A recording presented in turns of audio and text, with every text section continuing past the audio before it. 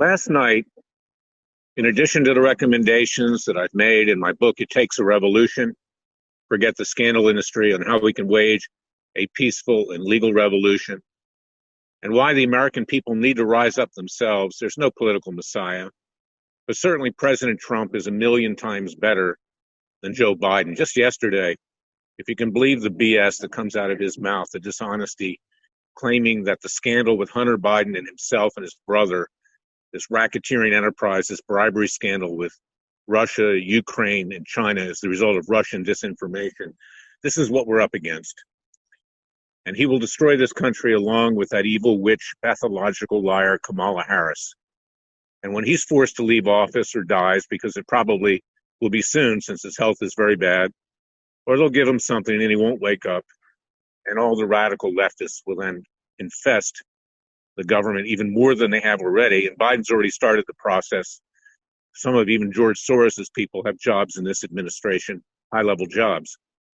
But I thought of an idea. The president is not helping himself. He's just talking. We know that there is a protest which is scheduled for January 6th in Washington, D.C. And here's what I was thinking. Peaceful, nonviolent civil disobedience, like Henry David Thoreau, Walden Pond, a book that you read in high school. But taking a step further, suppose millions of Americans circle the White House. Suppose we demand that President Trump remain in office until there are free, fair, and honest elections. Millions of people around the White House, from all over the country, from all over the world. Don't think for an instant that anybody would be attacking the people. You'd have a situation like Tiananmen Square, ironically, in communist China back in the early 1990s. And we can make the point that this president is not leaving office until we have free, fair, and honest elections, free of fraud, which the American people deserve. The American people are the ones who are being screwed here, more than President Trump.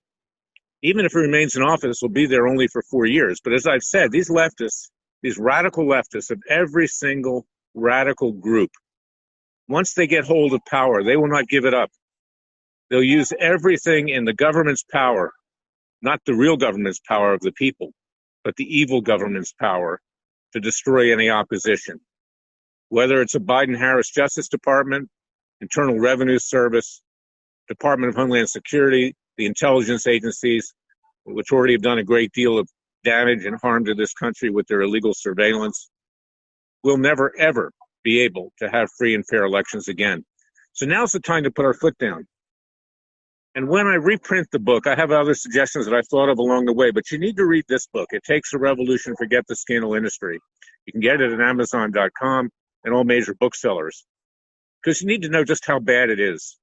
We are on the edge of a socialist, communist, atheist takeover, where we will be in effect enslaved by a godless state run by leftist, evil people.